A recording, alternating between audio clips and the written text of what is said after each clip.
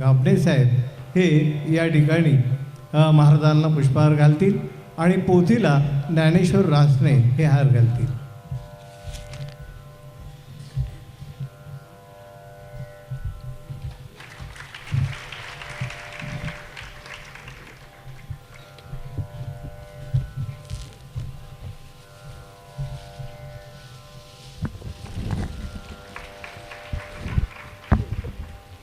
ज्ञानदेव तुकाराम ज्ञानेश्वर महाराज की जय. तुकाराम महाराज की जय. सद्गुरु दादा महाराज अप्पा महाराज की जय. कृष्णमूर्ती होय गे कळो आली सोय गे.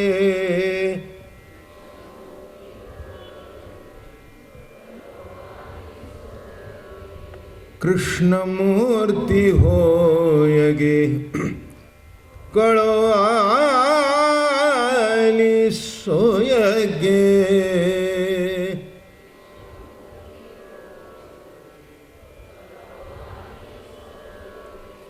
प्राणाचाही प्राण पाहता सुख सांगू काय गे. अर्धांगी रुक्मिणी विंजणे अर्धांगी रुक्मिणी विंजणे वारिती गोपी बाळा गोपी बाळा गे गोपी बाळा तुळशी माळ गळा गे कस्तुरीचा टिळा गे.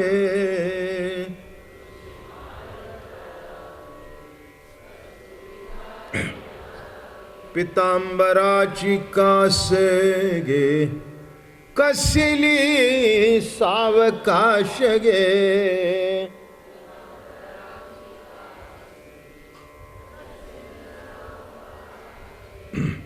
नारद तुंबर गायन करती नारद तुंबर गायन करती पुढे निजदास गे तुळशी माळ गळा गे कस्तुरीचा टिळा गे.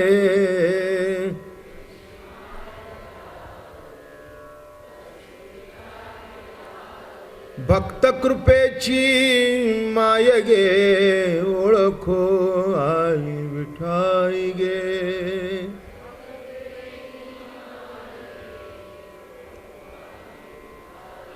भक्त कृपेची माय गे ओळखो आली विठाई गे.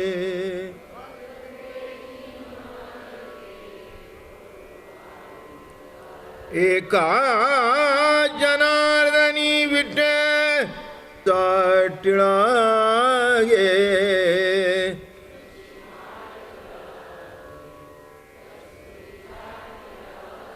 अर्धांगी रुक्मिणी विंजणे वारिती गोपी बाळा गे वारिती गोपी बाळा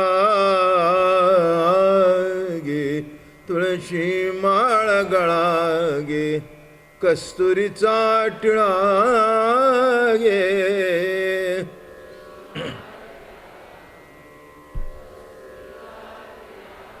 कुंडलिका वरदे हरिविठ्ठल श्री ज्ञानदेव तुकाराम ज्ञानेश्वर महाराज तुकाराम महाराज सद्गुरु दादा महाराज अप्पा महाराज की जय.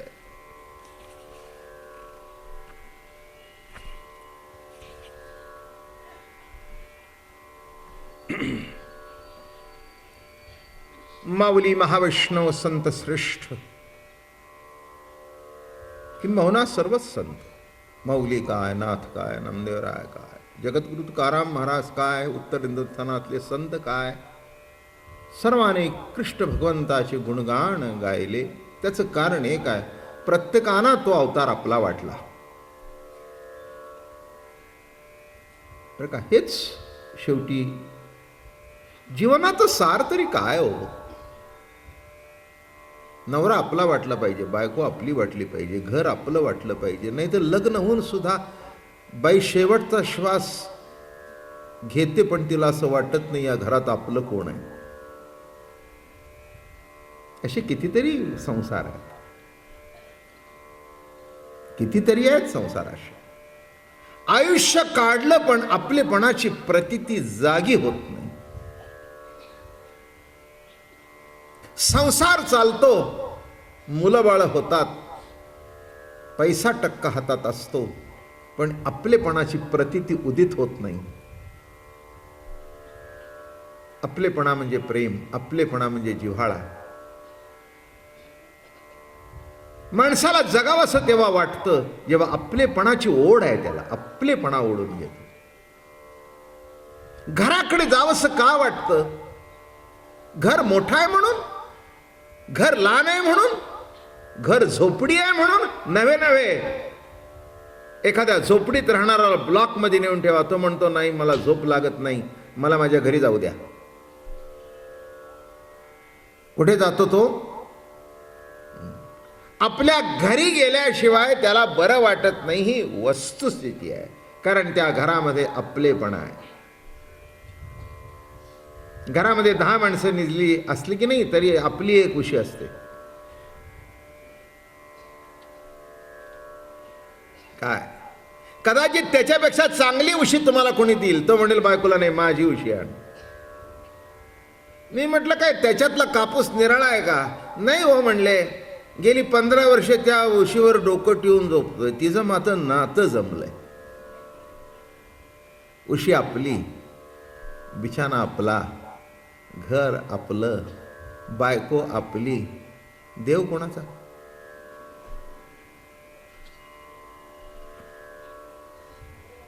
देव देवळातला. बरोबर सांगितलं. देव कोणाचा? देव देवळातला. देवळापुरता देवाचा संबंध.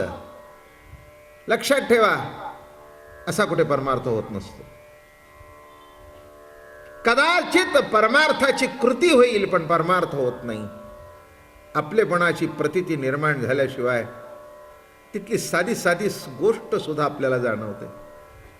आपलेपणा नाही तिथपर्यंत घरातला कचरा दिसत नाही. काही काही माणसं घरात अशी असतात, कचरा पडलेला सुद्धा त्यांना दिसत नाही, इतके समाधीत असतात. मग दुसरा असेल की नाही, तो येतो हे ते उचलतो, ते उचलतो, ते उचलतो, जाता जाता ते नीटनीटकं करतो, जाता जाता ती कब्बशी उचलून आतमध्ये नेईल, तिथे काय असेल तर नीटनीटकं करेल. याचं कळलं का?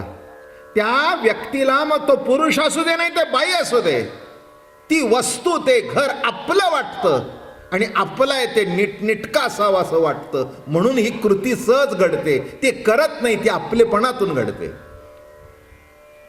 नाही तर सकाळी पिलेला चहाचा कप संध्याकाळपर्यंत जागा सोडत नाही, तो सोडणारच नाही.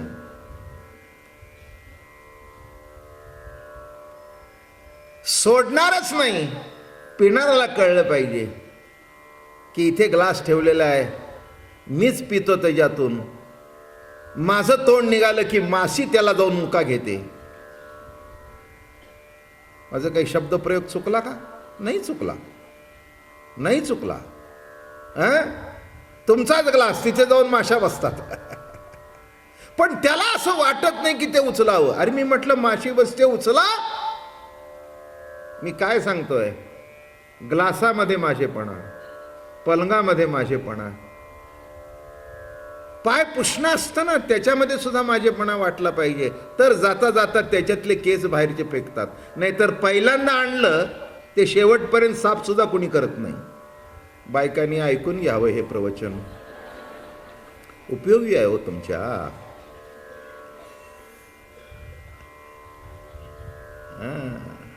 मी व्यवस्थित बायका बघितल्या आणि गबाळ ग्रंथी सुद्धा बघितल्या. गबाळ ग्रंथी म्हणजे त्या गबाळेपणाला काही अर्थ नाही. अलग लक्षात. गबाळ गबाळ, जीवनच गबाळ होऊन जातं, शेवटी गाळ होतं, घाळ होतं. मराठी भाषा कळली का? शेवटी त्याच्यामध्ये आपण कुठे गहाळ होऊन जातो, आपलं आपल्यालाच कळत नाही. मी काय सांगतोय? आपलेपणा, आपलेपणा, आपलेपणा वाटल्यानंतर काय त्याच्यातला आनंद आहे, काय त्याच्यातलं कौतुक आहे. म्हणून गोकुळातले लोक, गोकुळातली जनता, गोकुळातल्या गवळणी, गोकुळातले गोपाळ, गोकुळातल्या गायी, गोकुळातले दगडधोंडे, गोकुळामध्ये वाहणारं यमुनेचं पाणी, त्या प्रत्येकाला वाटत होतं की कृष्ण माझा आहे. आणि त्या वस्तूंनाही वाटत होतं कृष्ण आमचा आहे. कृष्णाला वाटत होतं यमुना माझी आहे. आणि त्या आपलेपणामधून जे घडलं ते कृष्णचरित्र.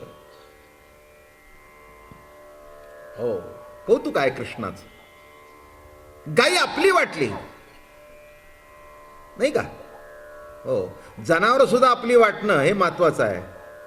पण काही काही माणसांना जनावरच आपली वाटतात, माणसं आपली वाटत नाही. त्याला काय करावं? आश्चर्य नाही का? एका माणसाचं आपल्या कुत्र्यावर फारच प्रेम होतं. म्हणजे माणसापेक्षा त्या कुत्र्याचं कोडकौतुक तो जास्ती करायचं. शेवटी मी म्हणलं, अहो तुम्ही माणसांना हाडक फडक हाड करताय आणि कुठच्याला जवळ करताय. म्हटलं माहिती नाही आहे, तो फुकट आलेला आहे, याला 10,000 दिलेत. कुत्र्याला 10,000 दिलेत. म्हटलं एक माणूस विकत आणून दाखव ना राजा. लक्षात घ्या, आपलेपणा. कृष्ण भगवंताला गायी आपली वाटली, त्यातला गोठा आपला वाटला. प्रत्येक कर्म तो आवडीने प्रेमाने करत होता. आणि म्हणून सर्व गोकुळवासी, वृंदावनवासी त्या काळामध्ये जे जे त्याच्या जवळ आले त्यांना तो आपला वाटला. हे बघा, विरोधातून जवळ जे आले ते सुद्धा त्याच्याशी एकरूप झाले. काय प्रेम आहे हो, नाही का? विरोधातून आले. महाराज म्हणाले, स्नेहे द्वेषे अथवा वैरे दृढ ध्यान जेणे होय. स्नेहाने असू दे, द्वेषाने असू दे, वैराने असू दे, जे जवळ आले ते जवळच राहिले. आणि म्हणून भगवंतांनी ठरवलं की सर्व काही घडलं, आता सर्व लीला घडल्या, आता ह्यांना आपल्याशी एकरूप करून टाकावं, अशी रासलीला करूया. तर का काल आपण कुठपर्यंत आलो होतो? गोवर्धन, गो इंद्रियांचं संवर्धन. गो इंद्रिय, गो म्हणजे इंद्रिय. कोणीतरी काल प्रश्न विचारला मला प्रवचन संपल्यानंतर. गो म्हणजे इंद्रिय आणि गो म्हणजे वाणी. दोन अर्थ आहेत. गो म्हणजे इंद्रिय. चला, विचारलं तर पुन्हा एकदा केव्हा तरी सुरुवातीला सांगितलं असेल. गो म्हणजे इंद्रिय, गो म्हणजे गाई. गाईला वळवणारा गोवळ. तसं इंद्रियांना जो वळवतो तो गोवळ. म्हणून कृष्णाला गोवळ म्हणतात, गवळी म्हणतात. हे बघा, इंद्रिय तुम्ही वळवत नाही, तो वळवतो, तिथे इंद्रिय वळली जातात. काही काही वेळेला तो त्या इंद्रियाकडे लक्ष देत नाही, ती इंद्रिय बेछूट सुटतं आणि कुठेतरी खड्ड्यात जाऊन पडतं. म्हणून गाई वळवणाराचं लक्ष त्या गायावर लागतं. तिकडे गेली, तिकडे गेली, तिकडे गेली, तिकडे गेली, बरं का? तसं गो इंद्रिय जो वळवतो, डोळ्यांना वळवतो, दिसणं प्रगट होतं, कानांना वळवतो, ऐकणं प्रगट होतं, पायातून शक्ती देतो, चलन प्रगट होतं. ही सगळी ईश्वरी सत्तेची तो जो गोवळ आहे त्याची लीला आहे. मग गो इंद्रियांचं जो पालन करतो तो गोपाल.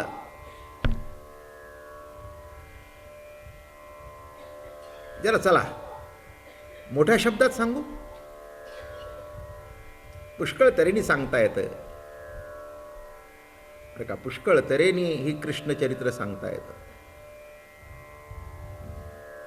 तात्विक दृष्टिकोनातून ऐकणं सुद्धा महत्वाचं आहे, नाही का. गो इंद्रियांचं रक्षण करत नाहीत माणसं, बेछूटपणाने वापरतात, त्या गाया खड्ड्यात जातात. हे गो इंद्रिय आहे, त्याचा मालक कृष्ण आहे, ते वळवणारा तो आहे. हे लक्षात आल्यानंतर इकडे तिकडे वृत्ती जात नाही. त्याच्याकरता त्याची प्रार्थना करावी लागते, प्रभू आमची गाई खड्ड्यात जाऊन देऊ नकोस. लक्षात ठेवा, देवाचं गाईवर इंद्रियावर लक्ष आहे म्हणून कंट्रोल आहे, नाही तर पावलोपावली जोडे खाल रस्त्याने चालताना सुद्धा. अंतर्मुख व्हा आणि तुमची वृत्ती कुठे कुठे जाते ते बघा, म्हणजे कळेल. तुमचं मन जिथे गेलं त्या मनाच्या मागे जर हात गेला तर काय होईल? मनाच्या मागे पाय गेले तर काय होईल?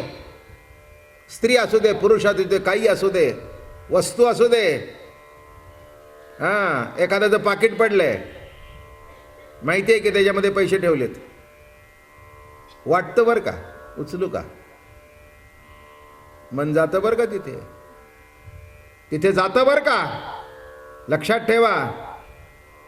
मातला सांगतो, काही चोर व्हायचंय का? आला कंट्रोल, आला कंट्रोल. स्त्री बघू दे, पुरुष बघू दे, मन जाता असं भरकटत, मग तो कृष्ण वळवतो. गाई, अगर अस्सी गाई, अगर रुपी गाई, अगर श्रवणी गाई, ह्या गाया आहेत बरं का सगळ्या. रुपी, रसी, गंधी, ह्या सगळ्या गायी आहेत. आणि तो बासरी वाजवलं की बरोबर ठिकाणावर येतात. आणि त्याची जर बासरी ऐकू आली नाही तर समजाव गाई खड्ड्यात गेली आणि याने मार. लक्षात ठेवा, जीवनामध्ये पावलोपावली मोह आहेत. कृष्ण परमात्मा इंद्रिय आवरतोय म्हणून आपलं सज्जनपणा टिकून आहे. एक सांगतो, वाईट मनात येत नाही असं तुम्ही म्हणूच नका. मी म्हणणार नाही, तुम्ही म्हणू नका. ज्याचा येत नाही तो मुर्दा आहे. मी परखड बोलणार आहे, स्पष्ट बोलणार आहे आणि प्रॅक्टिकल माणूस आहे. कोणी म्हणण्याची मिजाज करू नये की एखादा साधू असू दे, संत असू दे, तो जर म्हणला माझ्या मनात वाईट विचार आलेच नाहीत, मग वाईट विचार आले नाहीत तर तू का सांगतो वाईट आवर म्हणून? ज्या अर्थी मनात आलं वाईट म्हणून आम्हाला सांगतो आवर. म्हणून वाईटाचा सुद्धा अनुभव मनामध्ये प्रत्यक्षात नसेल, पण मनामध्ये मी का सांगतोय, जरा पुढे सरकायचं आपल्याला. योगी लोक इंद्रिय आवरतात पण मन आवरता येत नाही. योगाने इंद्रिय आवरली, इतकी आवरली, इतका कंट्रोल केला की ते इंद्रिय इकडे तिकडे, नाही खायचं म्हणजे नाही खायचं, नाही डोळ्यांनी बघायचं म्हणजे नाही बघायचं, नाही कानाने ऐकायचं म्हणजे नाही कानाने ऐकायचं. एवढं जरी ठरवलं तरी डोळ्यांनी बघितलं नाही, पण मन डोळे झाकून सुद्धा बघून आलं. आश्चर्य आहे नाही का?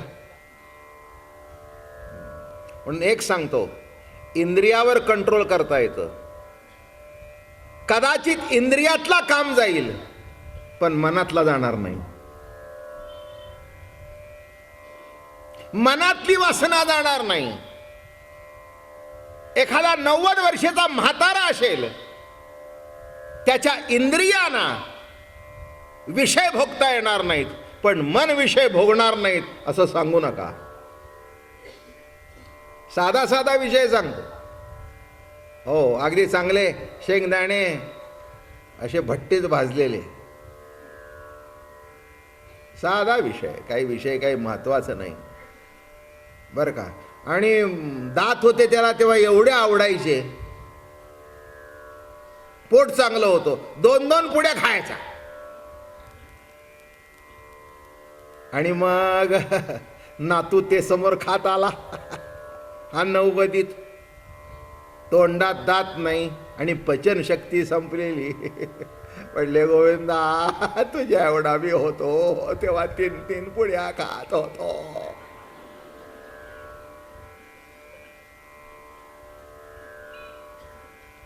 नाही रे म्हणले, आता काही खाल्लं तर लवकर वर जाईन म्हणून खाणार नाही, पण मन गेलं नाही.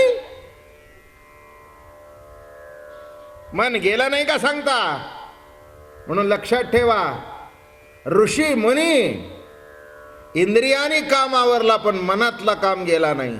तेव्हा त्यांनी ठरवलं की मनातला काम जायचं असेल तर गोकुळामध्ये गोपी होऊन यावं. कसं चरित्र मांडलंय नीट लक्षात घ्या. योगी जपी तपी हे गोकुळामध्ये आले, ऋषी मणी गोकुळामध्ये आले. कोण होऊन आले? गोपिका होऊन आले. का होऊन आले? की इंद्रियावर कंट्रोल ठेवू शकले पण मनावर नाही. हाताने हात लावला नाही पण मन तिथे गेलं नाही असं म्हणता येत नाही. असं जर कोणी म्हणत असेल तर दांभिक आहे. दांभिक आहे एवढं लक्षात ठेवा. मी कशा करता विषय मांडलाय तो. कोण होत्या गोपिका तिथे? बरं का, काल आपल्याला